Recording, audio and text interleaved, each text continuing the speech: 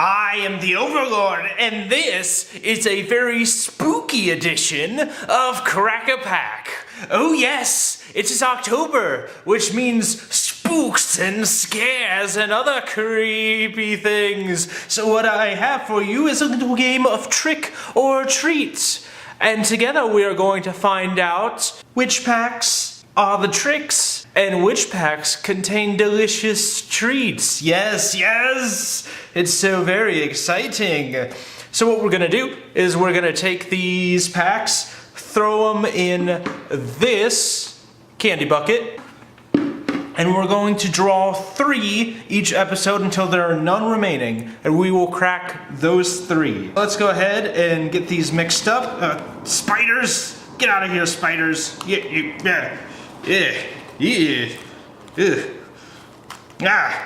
Spider! And that claw wants to hang on to that too. So we'll go ahead and mix that up, get that spider out of there. We don't need those spiders, so we'll just mix them up here. As you can see, we have various ones from standard and some older packs as well. A nice little grab bag, if you will, of some of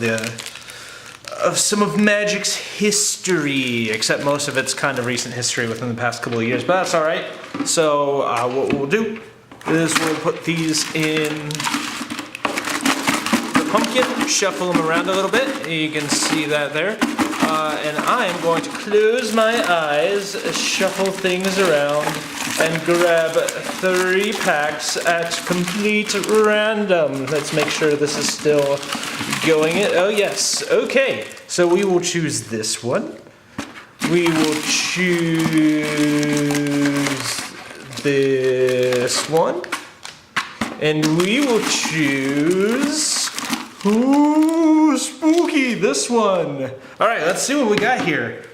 We have the Oath of the Gatewatch, the Journey into Nyx, and the Eldritch Moon. So very spooky indeed. And let's get cracking. We will start with Journey into Nyx. Now the cool thing about these packs is we can already see that it hasn't happened, but there were rumors that there were god packs, which means throughout this entire block, there were cards that were based off of like invented gods, these very powerful mythic cards. And in Journey to Nyx, you could get a pack that was all of those, like throughout all of the different sets. So we have Kyora's Dismissal. Kyora being a super awesome planeswalker. Return any number of target enchantments to their owner's hand, where it is 1+1 blue for each additional target. It only works on enchantments though, which it was an enchantment themed block. As you can maybe see from some of these frames here, we have enchantment creatures, but it's still pretty narrow and a cheap bounce effect. We have the Armory of Eoras. Whenever an equipped creature attacks, put a 1/1 counter on it. You play it for 2, you equip it for 2. It did some work in Limited. You just equip it to something, swing with it when you can, get 1/1 counters. It was all very good. We will then check out this next card, which is Knowledge and Power. Oh, what do you look at that? We get 2 for 1 in an enchantment. Not just knowledge, not just power, but both. Whenever you scry, you may pay 2. If you do, it deals 2 damage to target creature or player. I've never got a chance to use this, but now that scry is evergreen, it might work in some kind of deck. The mana cost is 5 though, and then you have to pay 2 additional for that. But maybe it'll be killer in EDH or something like that. Alright, let's go ahead. We have our rare right here. We're looking for any of the enemy color gods. Junk card. And basic land. Boop. It's an island. A nice little island for you. It's more of like water in between 2 mountains with waterfalls. There you go. Also, there's a Ajani Planeswalker card. It's very good. A Mentor of Heroes, green-white. Or Mana Confluence is something that you can never have too many of because it's, in most cases, a better City of Brass. So let's go ahead and see, is this a trick or is this a treat? Ah, a nice little treat. What we have here is one of the scry lands, as they're called, or the temples. It enters the battlefield tapped, but when it enters the battlefield, you get to scry 1. And then of course you can add either blue or red to your mana pool. I like it. I'm glad to have it. It's pretty good. So let's go ahead and get these cards off this sticky spider web here. With all these spiders. I think they own the place. And then we will move on to the Oath of the Gatewatch, which is extra exciting because there's a chance we could crack a very nice treat, a super rare Expedition land, which is a full art foil alternate art land that is worth a pretty penny and it's just great to have. I would not sell it, I would hang on to it because I like, you know, the frame and the art. But it looks like we have 1, 2, 3, 4, 5, 6, 7, 8, 9, 10. So we're not gonna run into that. We will start off with the first uncommon here, Chitinous Cloak. I'm not sure I pronounced that right, but I never do, so it's alright. For 3 mana, and equip for 3, equipped creature gets +2/+2 and has menace. I never really used this in limited. I always passed on it. I didn't think it was very good. Enough said. The Baloth Pup. It is a 3/1 for 2 and has trample as long as it has a 1/1 counter on it. People say that this can be pretty good. 4/2 for trample if you can get a 1/1 counter on it for 2 mana. Seems pretty solid. And in green, and green-white really, there was a lot of 1/1 counters with the, I think it was the support mechanic, that you put 1/1 counters on other creatures. There we go. And then we have, finally, a solid Flaying Tendrils. It's devoid, so even though it costs 1 and 2 black mana, it's actually a colorless spell.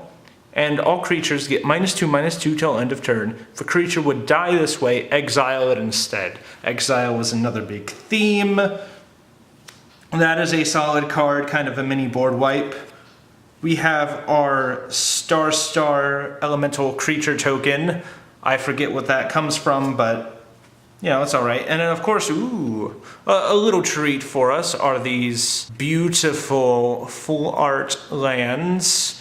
Abbreviated F.Artlands, for those that don't know. And will we see a Nissa or a Chandra or something really cool for this? Is this a trick or is this a treat? Hey, not too shabby. It's another little bit of a treat.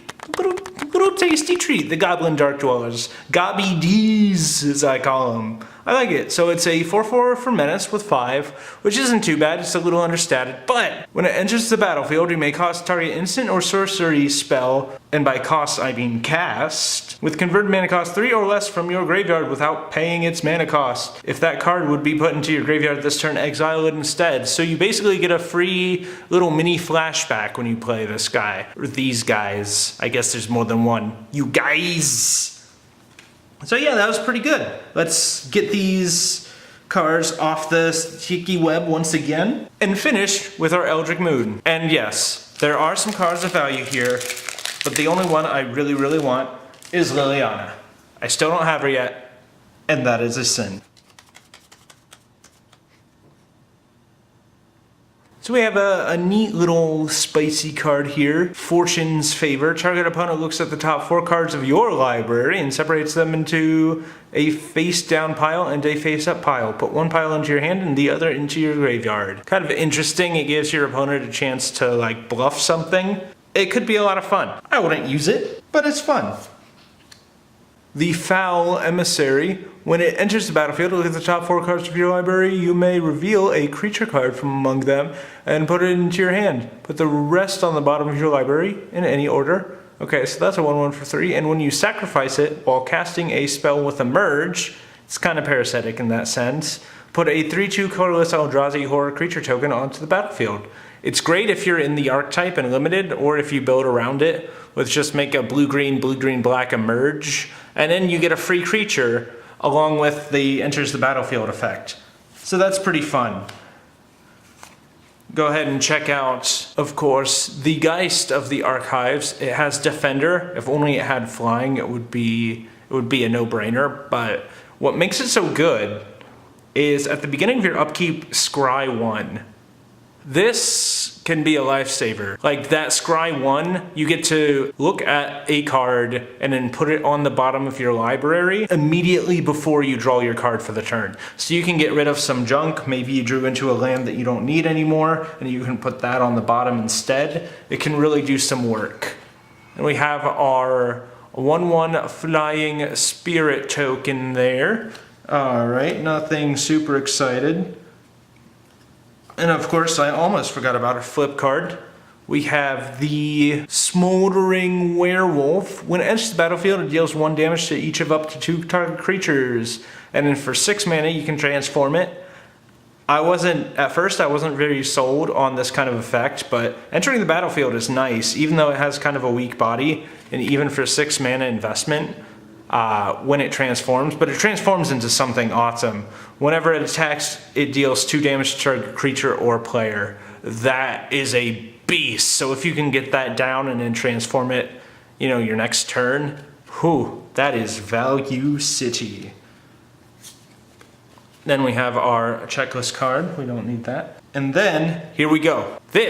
Will this be a nasty little trick, or will this be a very pleasant treat for us? We would really like that Liliana, the Last Hope. Will we finally get it? This super spooky Halloween edition, part 1 of 4 for Crack-a-Pack with the Overlord. Let us see what it is.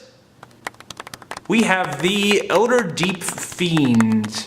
It is a flash creature. You can pay the emerge cost for 5 and 2 blue or just 8 colorless for it. And when you cast it, tap up to 4 target permanents. So you can tap out your opponent at any time. You can tap 4 of their lands. You can tap 4 of their creatures. You can tap 4 of their mana vaults. It's a very versatile card. What can I say? I'm not sure if it's worth monies right now, but it's solid. A solid card to have. A little bit of a treat. Just some nibbles on like the fun-sized candies. Nothing good, not like a crazy, super rare candy bar that candy collectors love, if that's a thing. I don't know if that's a thing. Well, let's go ahead and pull out some MVPs here. Flaying Tendril. And of course we like our Temple of Epiphany. We have the Harvest Guard Alcedes. I know I said that wrong. With its special little frame, that little enchantment creature frame there, I like that. Geist of the Archives. Oh, squash a little spider with it.